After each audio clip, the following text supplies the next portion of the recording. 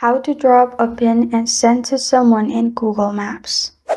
Hi everyone, I'm here to assist you today. Without any delay, let's jump right in. First, open Google Maps on your device. Then search for the location you want to drop pin in. Now, simply zoom the place. After you've zoomed the place, simply click on it. After you click on it, pin will be dropped in this way. You can drop pin anywhere in the map. You can also drop it in the road as well. Simply go to road and click on it. It will drop the pin.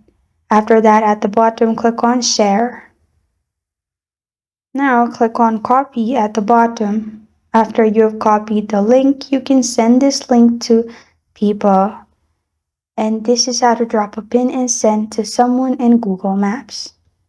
Thank you for joining me today. If this video helps you out, please leave a like and subscribe for more. Got a question or want to suggest a topic? Comment below. Thank you for watching.